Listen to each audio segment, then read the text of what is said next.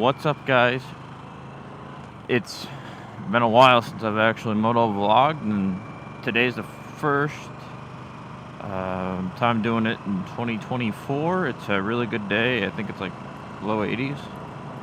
Nope, wrong way. 87. But I was just setting the camera up.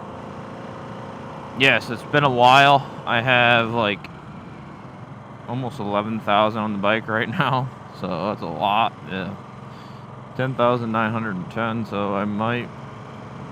probably this week I'll hit 11. So I rode this bike a lot, and it gets a really bad rep, I think, online, just because of some of the software issues and stuff we've talked about before. But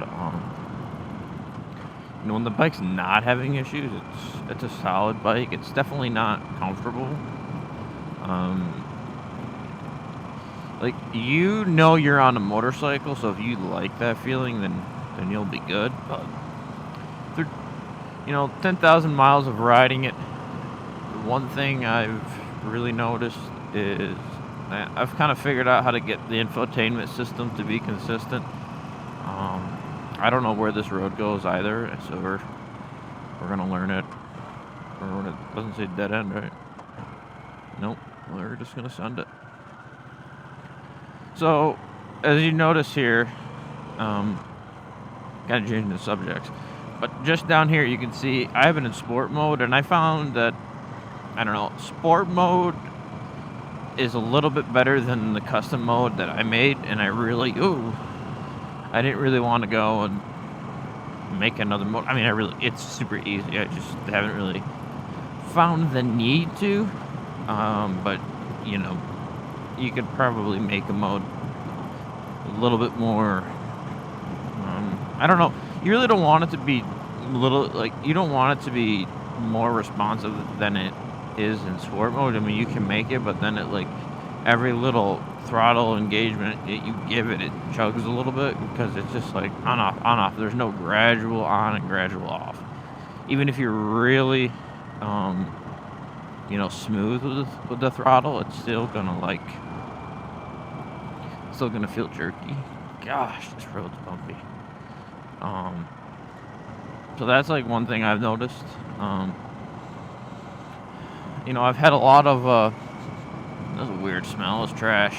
I updated the infotainment system on my own, and that immediately gave it a check engine light.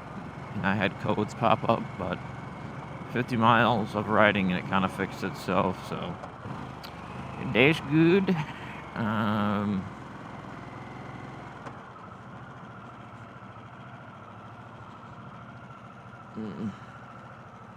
don't know this road either, but here we go. But yeah, so the infotainment system, I don't know if it's because I didn't have it plugged. I didn't have the bike plugged in, so I don't know if that is why I threw a check engine code. Because when this bike goes below a certain voltage, it freaks out. So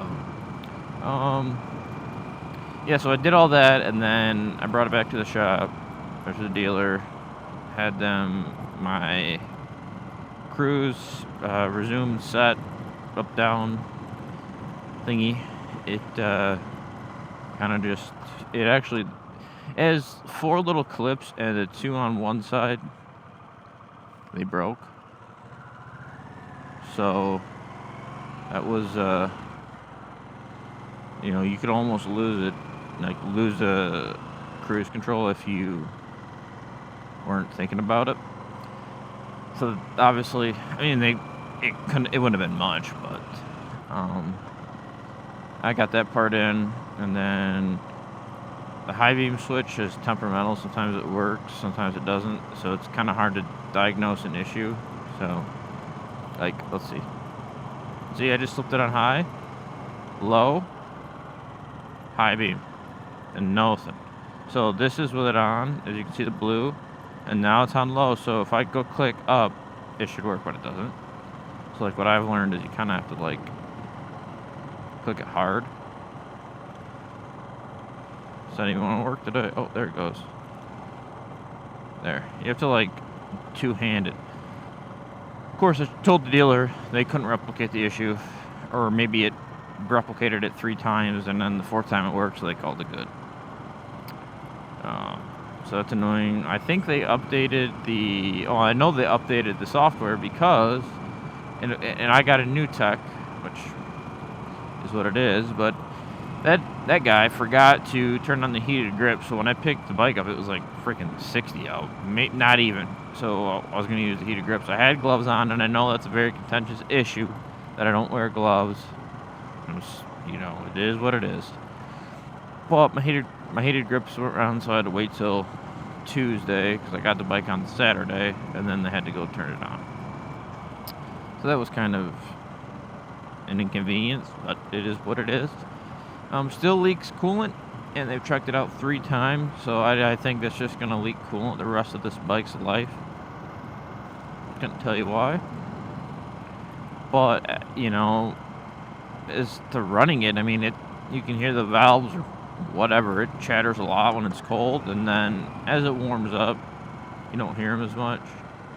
I did an oil change. I used the Motul 7120 W50.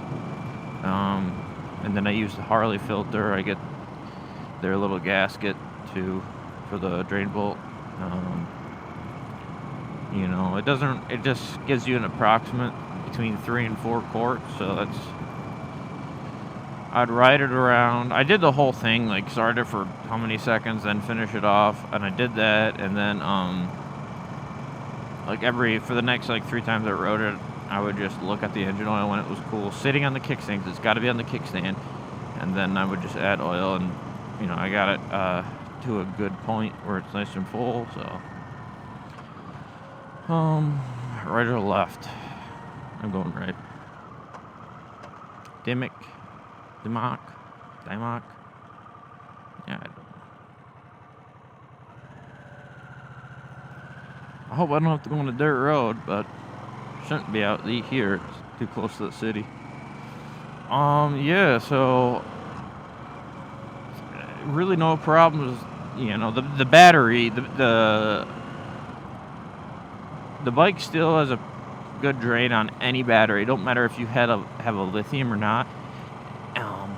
It'll drain it. And I actually I have an anti-gravity battery in it right now. Lithium, and that's a big old buzzard. Caw. Hell was that, turkey vulture? Where'd you go? And I think it drained it, and the battery had an issue with it, so it killed it. And anti-gravity is like, just send it back, and don't don't have to put a sticker on it. And they're like, no. So I freaking aired a motorcycle battery, FedExed. But I'm sure that they have like scanners that can, like, you would think they'd have scanners or X-ray machines that see like, oh, this is lithium. But yeah, so that came back in a few weeks. But in the meantime, I bought another. It was like a gel, and that worked for a while. But then the bike drained it out, and I just didn't. I said, fuck it, I'm gonna put in the new anti-gravity and put it in, and then I let it sit it got cold one day, or for like a week, and that drained the battery pretty good. But with the anti-gravity lithium, there's a little restart button on the model I have, and so that actually restarted the battery. And then because like when it gets drained enough, the battery just, you know, it stops the discharge, and then it'll kind of just protect itself from being drained out. So then you hit that restart button, because if you don't hit the restart button, the battery won't even accept new power going into it. So I don't like this intersection.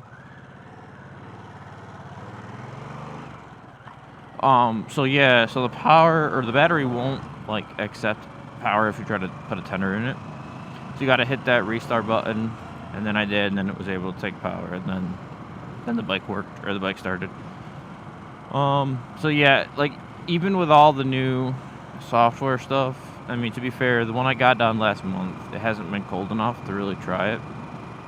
So I don't know if the last one fixed it, but prior to the last update I did, the bike still drains batteries pretty good. So I'd recommend a high quality lead acid or a lithium, but either way you're gonna have to do a tender, and if you get a lithium, you got to get a tender that can do lithium. So that's another expense, and lithium's just more expensive in general. So I don't really know what the best route is. The lithium definitely starts it quicker. I mean, and it's a lot lighter, so I don't know if that's a good enough reason, but that's just the facts of the matter. But yeah, besides the battery, I had to replace another battery in the key fob. Yeah, I mean, I got a new tire on it. Oh yeah, the tires. That alone, I think, will deter a lot of people. If you get this bike, you're gonna have to put a new tire on every season. Maybe even you might not even be able to get a full season on it. It's just that sticky and soft, or whatever you want to call it, and it literally will. It just fall. It just wears right out. The rear's fine, and I put a Metzler on the back because I don't. It's the same. It's a radial. It's the same everything as the Dunlop that came on, the Harley Dunlop. It's probably not. It might not be as a sticky compound as the Harley tire, but I didn't really care. I went with this Metzler, and I've had no luck. I've had no issues with it. It's got really good tread. It's got that dual compound, so that alone, probably it's going to be less performance. And I knew that going into it. And it's like I'm not really doing anything crazy with this bike. I'm cool with that. I'm cool with having a tire that isn't as grippy. That might get me a little bit more many miles. So, and then that comes to the conclusion of the 10,000 mile. So I'm owning this Sportster S. I think it's 22, 21. I don't know. I'm not gonna keep it. I mean, that's kind of what I have. That's what I'm feeling. That's why I've kind of stopped buying stuff for the bike. I will not be purchasing an exhaust. I will not be purchasing a new seat. Nothing else for the bike. It's just, it's a really fun bike for short rides, but I mean, I've done multiple 300-mile rides on the bike, and it didn't have any problems. It just, you just start moving your ass around a lot because it just doesn't get numb. It just gets fatigued. Maybe it's not like a pain. It's not like a sore. It just feels like you've been sitting on it all day. So maybe that is numb. I don't know what the proper term would be, but that's what it gets. And I could make it better for me if I, got a Corbin seat or whatever, but just didn't feel like doing that. So, but yeah, I think this is, I'm not gonna keep the bike. I still owe $7,000 on it, so just kind of makes sense to keep it this summer, and then maybe sometime next summer find myself with a new one. But yeah, so that's kind of the conclusion that I have came to. I think I know where I am. So that's the conclusion that I have came to with this bike. And like I said, it's not a bad bike, right?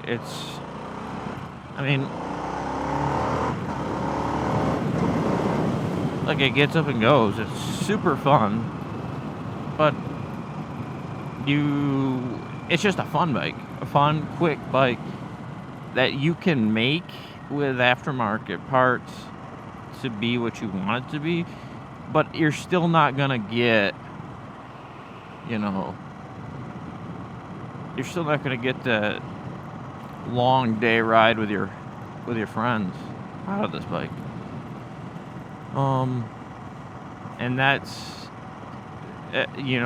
that's more what I wanted to get, or that's what I want now. When I got this bike, I kind of wanted something sporty, but I wanted a cruiser. And it would have been this, maybe the FTR, but the FTR is not a cruiser. It would have been the Scout. Well, I already have a Scout, so I don't want another one, So that's kind of like, I don't know where this road goes either. But we're going to send it. Doesn't say dead end anywhere.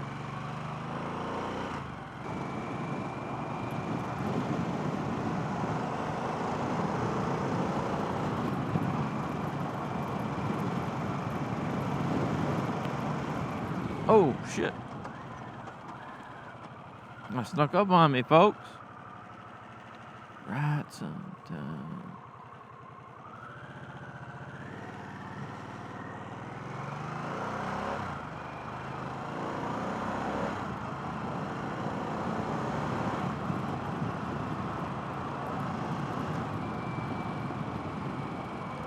Let's see what this guy does. Thank you for not pulling out in front of me. I appreciate it.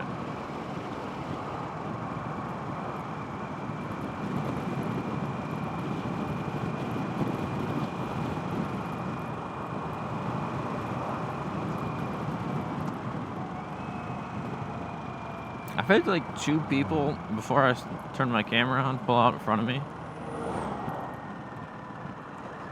So, you never know. And that's just today.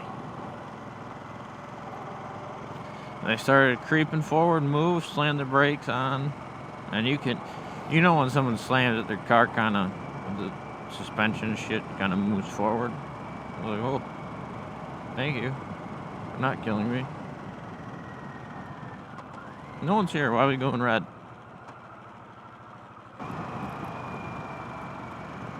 Gotta watch out for these crack seals shit. They'll send you down if you're not thinking about it.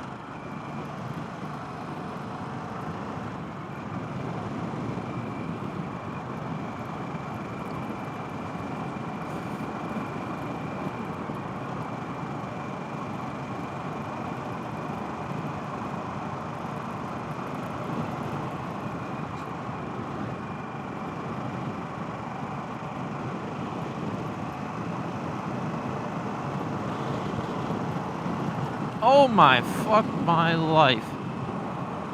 Holy moly. They sent me flying. So you should always have 2 hands on your handlebars. So the conclusion is 10,000 miles on the Sportster S. All I can say is the bike, it's not bad for comfort. It's not great, but definitely not great. As you saw back there, those bumps can throw you. Train tracks suck. Bad roads suck. But the bike is fun. I mean, there's just no doubt about it. It's a very fun bike. For short rides, it's amazing. For long rides, can you do it? Oh, hell yeah, you can. But you're going to probably want to bring a backpack or a tail bag. You're going to want to you got to take constant breaks. A 3-gallon tank can only do so much. So, it's a kind of a bummer, but it's a lightweight sporty bike. It's sleek. It's not big, that's part of it. Do I like the bike? Yes. Do I love it? At times. At all times, hell yeah. When I'm feeling sporty and I'm feeling obnoxious, I love it. But then there's sometimes where I wish it was more comfortable. And I think there's a lot of bikes that are like that. Yeah, so tell me what you think. Tell me if you have one. Let's talk about it. Put it in the comments. If you're thinking of one, ask me any question you want, and I'll probably have an answer, or at least something to say back. Please like the video, please subscribe. I really appreciate that if you hung around this long. I just want to say thanks, guys, for watching. I hope you guys have a great day and stay safe riding. Peace.